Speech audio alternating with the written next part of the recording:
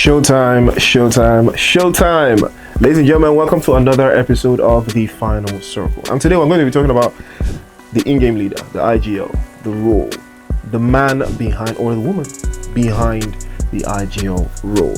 For the most part, I want to talk about the IGL role because, it requires a lot of brain usage, much more brain usage and much more awareness than every other role. Not saying that every other role is not important, but the IGL is the leader, is the person that leads the team, to where they need to get to without having them worry about the next move. So we've got a structure-based IGL and an instinct-based IGL. What do those two things mean?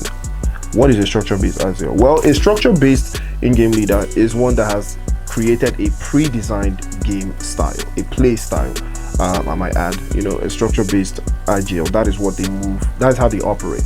We're an aggressive team, we're a compartmentalized team, we're a defensive team, we're a team that plays on transition.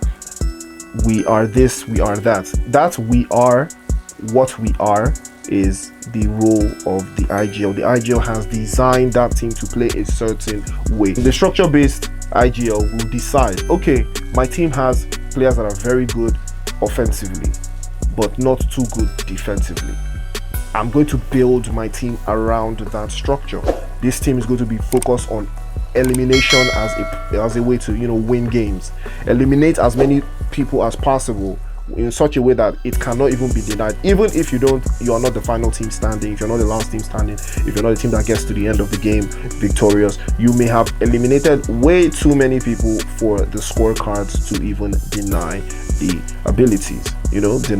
Deny. But still, it's just undeniable how effective your team is when it comes to fragging out. So it relies heavily on the play style of what the team is already built on, and it will now elasticate to that structure. Then you have the instinct-based IGLs. Now these ones, they don't necessarily have a play style, but they have very, very, very high awareness levels and IQ, and they are able to read the game to a perfect degree, and then they adapt as the game goes on. Now these guys are very, very tricky because it is very hard to call what it is they can do next. These are the much more difficult players to read because they have no strat. They don't have a strategy that is set in stone. You can have one fragger here or no fraggers at all, but the team will still perform because they are always at the right place at the right time at the right moment. Then you have the instinct-based IGLs.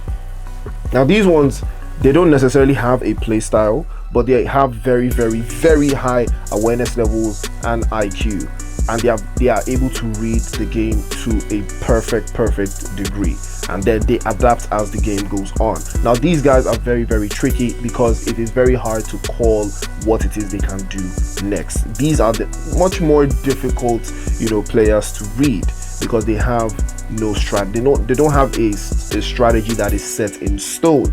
You can have one fragger here or no fraggers at all, but the team will still perform because they are always at the right place at the right time at the right moment. So the game gets significantly easier for the team because of how the IGL has positioned them. Contrary to the structure-based IGL where you could have a team of defensive players or offensive players and you say, okay, this is a strategy that this team is going to play, no matter what. It is a no matter what scenario but for an instinct-based IGL, it is not a no matter what. It is, okay, this is what this game is looking like, so here's what we're gonna do. Here's how it's gonna work. This is what we're gonna implement at this stage, at this phase. We're gonna move here, we're gonna do this, we're gonna do that. But if that doesn't work, we'll see when we get there. We're gonna do our best, but we will see when we get to that place. If there's enemies there, this is what we do. If there's no enemies there, then we'll do this and we'll do that. It is always an if, a contingency, a plan here. Unlike structure-based where the plan is the plan, regardless of what happens. That is the plan. But there's no ifs on the plan.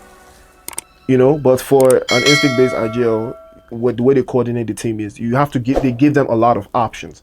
If there's this, if X is this, then Y is gonna do this. That's basically how they work. So it's very, very difficult, to lock them in. That's the kind of IGL I was when I was still playing competitively. I was a very, very instinct-based IGL. I wasn't, set in stone. But these days anyone can work. But with these characteristics, which one do you think you are? So let's talk about, like I said, let's talk about the IGL role and what it actually means to be an IGL. Again, the IGL is not just a rule, I would call it a compass.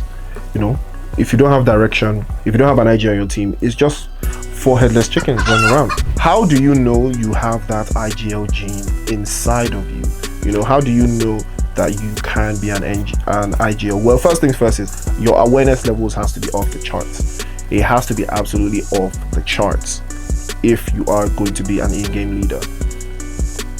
Your awareness level has to be off the charts. You have to also be vocal. You cannot be an IGL and just be quiet, be timid. You have to take charge. Your ability to take charge also has to be very key in there. You can't be rattled. You can't show any sign of being rattled, because your teammates tend to feed off your energy if you are leading the charge. Again, leading the team does not mean being the entry fragger. Those are 2 different roles, please. They're not the same thing. Leading the team does not necessarily mean being in front. Please, it's not the same thing. Don't misquote me, dog. Problem solving as well. If you are good at problem solving, I think that is also one of the key characteristics of a good in-game leader. If you can solve a problem, especially between your teammates and the third party, which is the game.